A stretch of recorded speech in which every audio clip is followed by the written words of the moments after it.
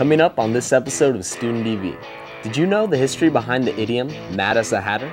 Or the events following the assassination of President Lincoln? Or what daily life is like for two visually impaired students? All this and more on this episode of Student TV.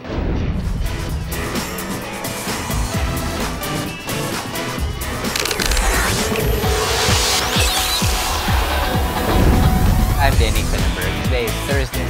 When I was in high school, we usually did mechanical and iron. If you don't have a lock on you, More information. Were we originally set out to? every second of the day. What'd you call Fred?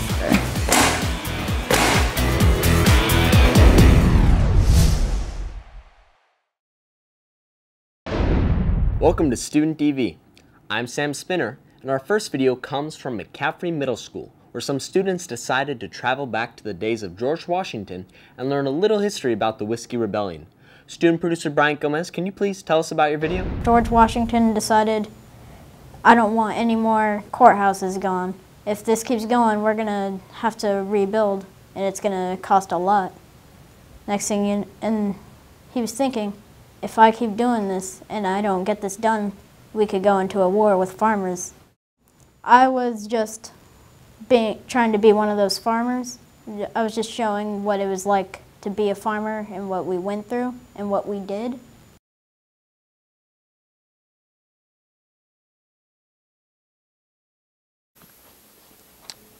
Hey, what's that guy doing, Chuck? I don't know. You should go ask him. Hey, what are you doing? Oh, hey, Joe, I'm just putting up a new tax. What's it taxing? Whiskey? Why do you ask? What? I make whiskey. This is an outrage. What's the problem? That paper's taxing whiskey. Are you kidding me? No, I'm not kidding. I'm gonna go get a group of farmers to help me protest. Come on. What are you doing? We're protesting On what? on the tax of whiskey. Seriously? They're protesting on the tax of whiskey. Are you joking? No, I'm not joking. You're right. We should join. I mean, we're getting taxed too. Yes, we should join. Okay, let's go.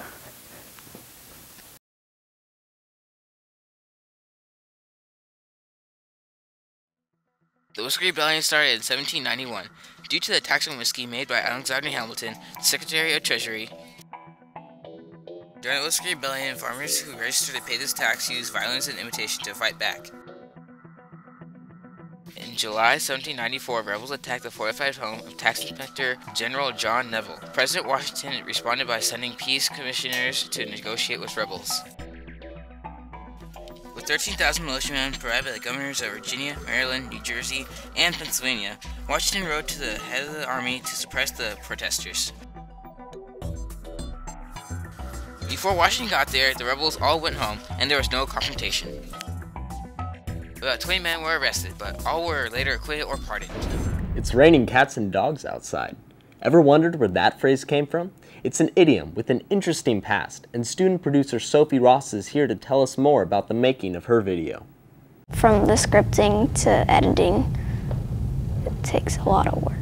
You shouldn't stress out very much because then it's not very fun, because you just want to have fun when you're doing it. It's hard to concentrate when you're not having fun.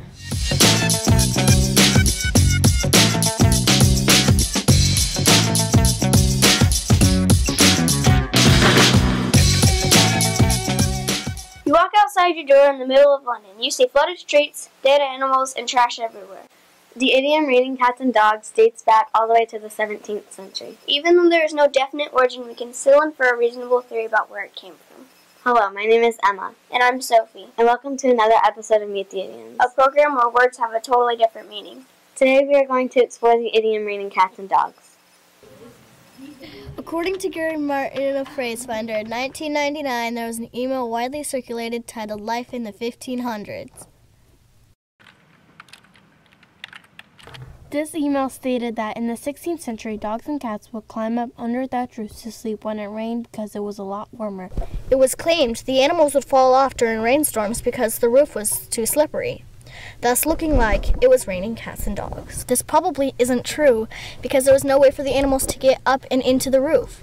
And also, if they were in the roof, How could they fall off? This story is what's called an urban legend. An urban legend is a tale told to many people that ends up being false information. Jonathan Swift, an Irish 17th century writer, described the filthy streets of London in his poem entitled Description of a City Shower, published in 1710 in the Tatler magazine. Swift describes the city streets full of dung, guts, and blood. Dead cats, turnip tops came tumbling down the flood. In the 17th and 18th century, there weren't many garbage cans or sanitation laws. To make matters worse, citizens threw their waste and feces on the ground. Stray cats and dogs would come along, and they would get sick because of all the feces and trash on the ground. The cats and dogs would be dead on the ground when it would rain, and it would wash them down the streets looking as if it had rained cats and dogs. Lucky today we have sanitation laws, garbage cans, and toilets. We still might have heavy rainstorms and some trash in the street, but it's nothing like it used to be. Thanks for watching another episode of Meet the Idioms. I'm Emma. And I'm Sophie, and we hope you enjoyed going deeper into the world of idioms with us. That's a wrap, folks. Man, I love my toilet. I do too.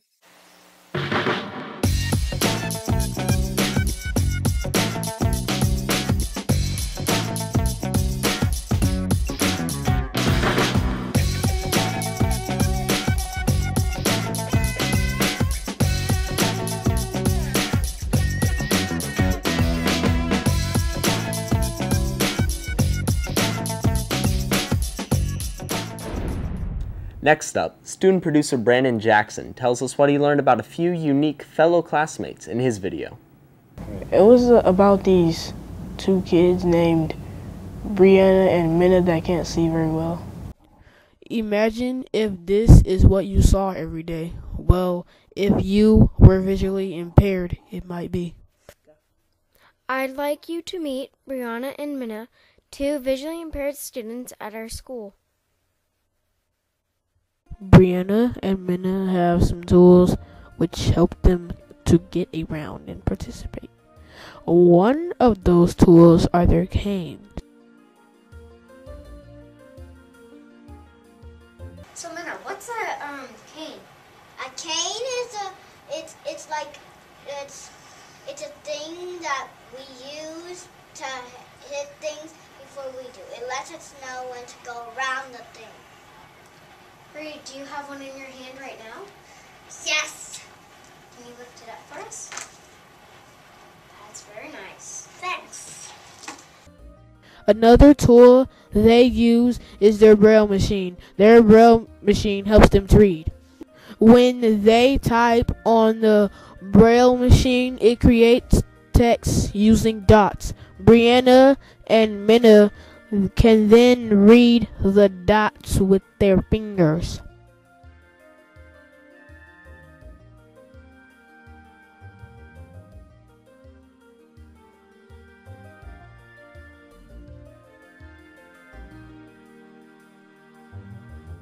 So Brie, can you explain to me what a braille writer is? It has 6 keys and a space bar, and the right one backspaces for when we make a mistake. And the left one, like if you want to go to the next slide, you can press it and it'll go to the next one. And we use our dots, our fingers to erase the mistake like this. Wow. Braille is raised dots. Yeah, we use it to write. And numbers. We use it to write our names, our dates. Sometimes we use it to write like math, and math words, or like maybe we use it. We use it a lot, but sometimes if we don't have the braille thing, braille paper, we don't use it. That's when we don't use it. We have to use special paper. Or if it's multiple choice, that's when we also don't use it. Wow. When it's multiple choice, we circle it with a pencil.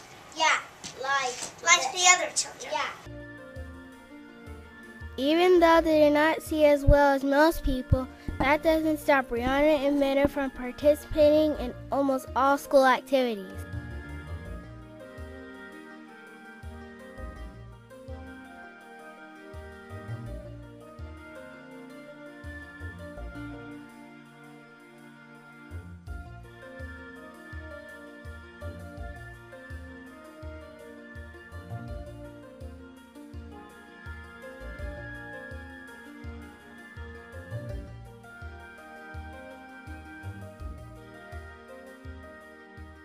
As you can see, Brianna and Minna can participate in many of the same activities as you and I. They just do it a little differently. Everyone knows someone with cancer. This disease is all too common, and student producer Samantha Ross wants to do something about it. Samantha, tell us what inspired you to make this video. Well, my mom passed away from breast cancer in September, and I thought, well, so this is a big part of my life right now, and I just wanted it to be for her because she was my inspiration.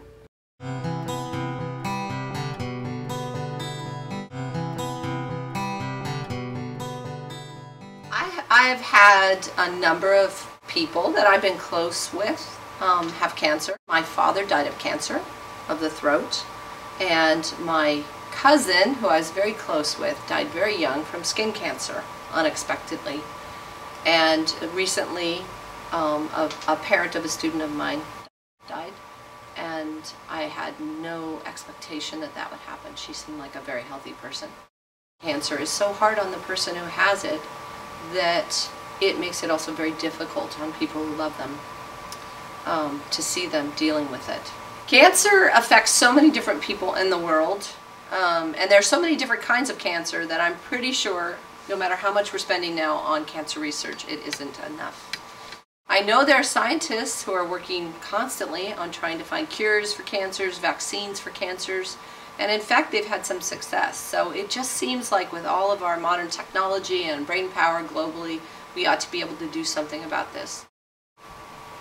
Cancer has affected people in many ways, both physically and mentally. This is my mom, and this is how cancer affected me. Cancer has affected my life in the lives of my brother and in the lives of my grandmother, who's a breast cancer survivor of 50 years. Ways that I feel that we can make a difference and an impact is to fund more money for research, and that requires just everyday people like myself to donate. Nicole Ross worked hard for us every day of every week, even when she was feeling bad. So cancer has affected me in how I look at life and appreciate my family and friends that are around me. I don't take things for granted like maybe I used to. I look at the small things and I really appreciate what I have around me. I don't know, what else? We need to fix it. My sister and I want to. That's why we started a business, a God's Eye business. This is a God's Eye. They ask for donations for the God's Eye, and they donate all the profits to the American Cancer Society. But there are other things you can do too. You can hold a bake sale like we do sometimes. Brownies for sale. Cool, brownies. And all the money goes to finding a cure for cancer? Yep, when you donate to the American Cancer Society, the money goes straight to the research center to find a cure.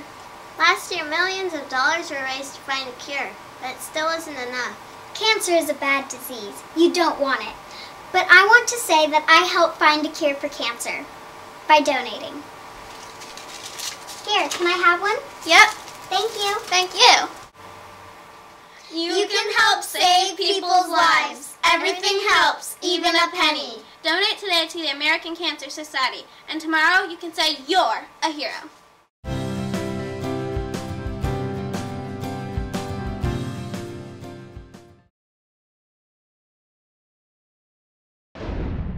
After the assassination of President Abraham Lincoln, authorities worked tirelessly to track down the culprit.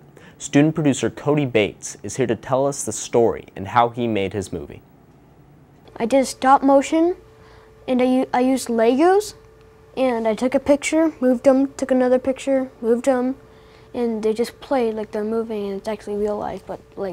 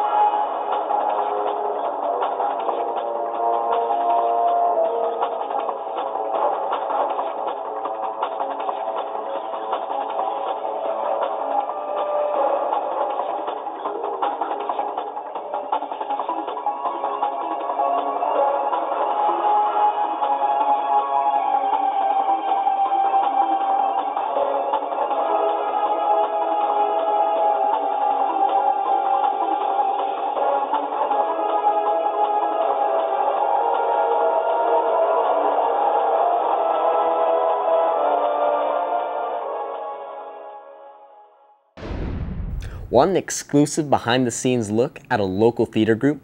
During the B Street's last visit to Sacramento, the students of Taylor Street School were there to get the inside scoop.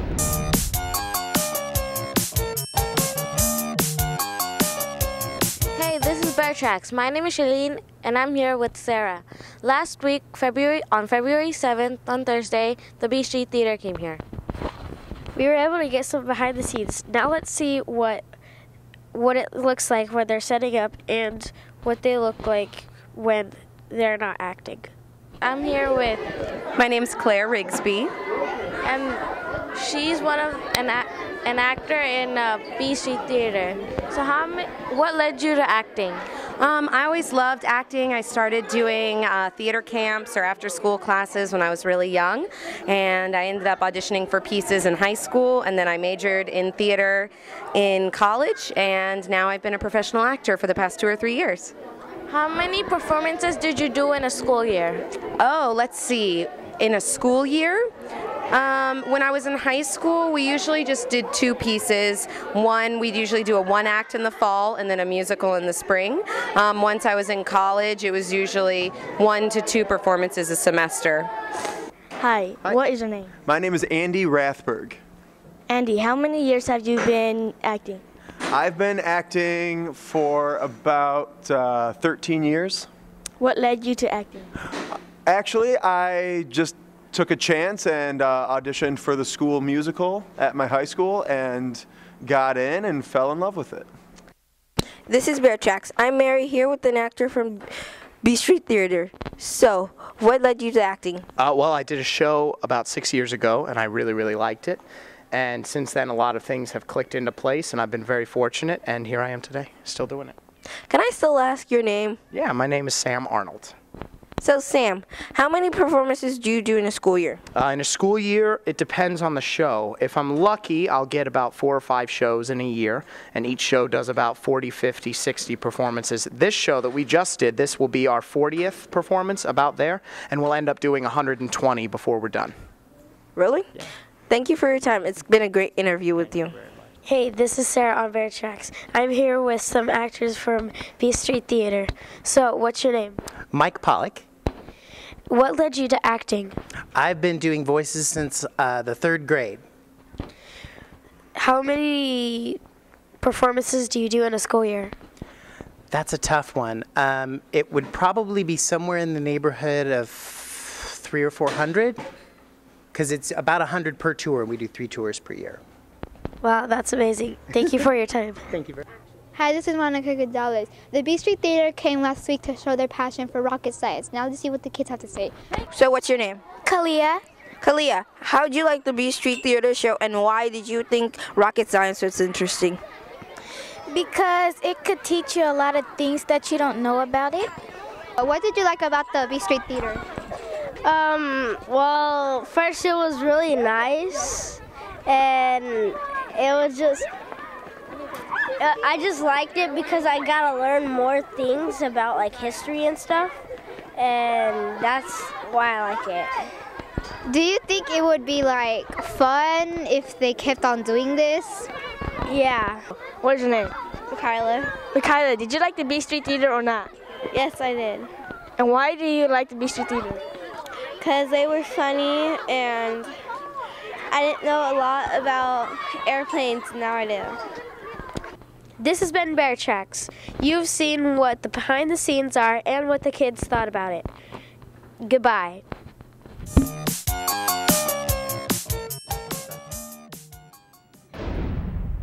Has anybody ever told you you're as mad as a hatter? Ever wondered where that phrase comes from? Well, I can tell you it's older than Lewis Carroll's Alice in Wonderland. Student producer Saul Epstein is here to tell us more. It's about the idiom as mad as a hatter. It originated from hatters in the 17th and 18th century, and from Alice in Wonderland, the story, because of the Mad Hatter. He was crazy, but that's mainly based off of, because in 17th and 18th century, hatters used mercury in the hat making business for the felt, so it made them kind of crazy.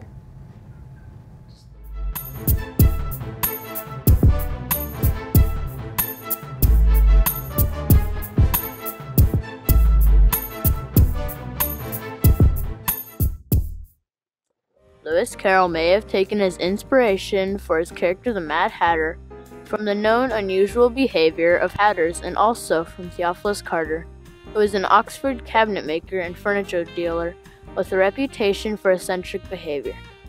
One of his many strange inventions was the alarm clock bed, which woke people up by tipping the bed, then dumping them on the ground. Hi, I'm Saul, And I'm Erica, and welcome to another episode of Meet the Idioms. where words have a completely different meaning. In this week's episode, we will be discussing the idiom Mad as a Hatter. This idiom is likely to come from 18th century hat makers. The first known citation of this phrase comes from the January-June 1829 edition of Blackwood's Edinburgh magazine. It appears in the section called Noctes and Brocéons, fictional conversation between three characters that would have fit in Lewis Carroll's novel, Alice's Adventure in Wonderland. Felt is perhaps the oldest textile material. Felt hats used to be made with wool, fur, or beaver felt. Mercury poisoning was often seen in hat makers in the 18th century because a mercury compound was widely used in making felts. Mercury is a heavy metal, liquid at room temperature, and is very easily absorbed through the skin. If you're thinking about going into the hat business today, you don't have to worry about mercury poisoning. Today, new techniques have been developed to make felt safely without mercury. I'm Kamara. And I'm Ben, and thanks for watching another episode of Meet the Idioms.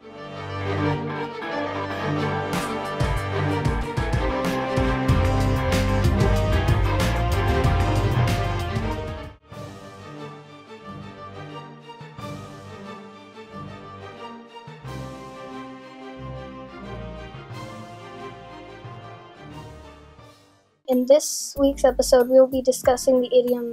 Wait, did I say that right? You forgot. No. Sweet. Right. In a minute, okay? Okay, everybody, ready? 3.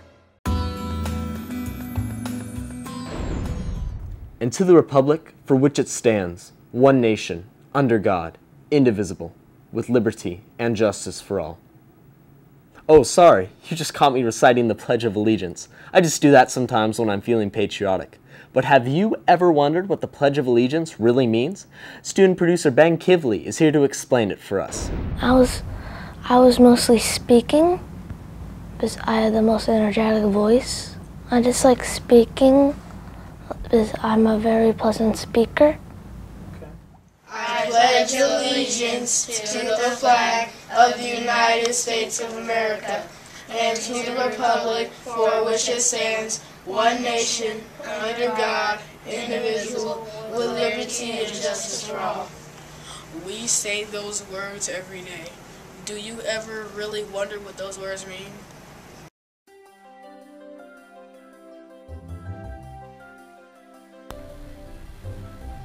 Francis Bentley wrote the Pledge of Allegiance as a way to commemorate the 400th anniversary of America's discovery. Children have been reciting the Pledge of Allegiance in school since the late 1800s. In 1942, Congress passed an act making it the official pledge of the United States. Francis Bellamy carefully chose the words he put in the Pledge of Allegiance. Let's look at the words he chose. I pledge allegiance means I promise to be loyal. To the flag of the United States of America means I promise to be loyal to the flag of the United States.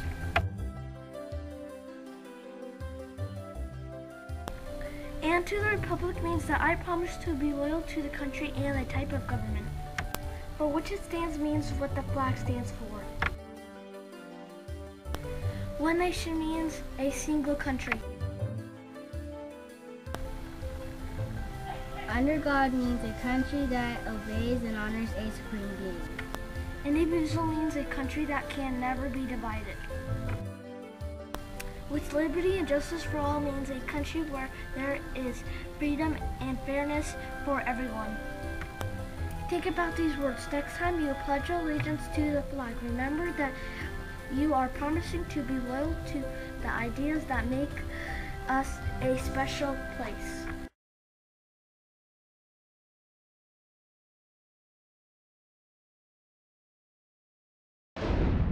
And that's all for this edition of Student TV. I know I learned a lot today, and I hope you did too. See you next time.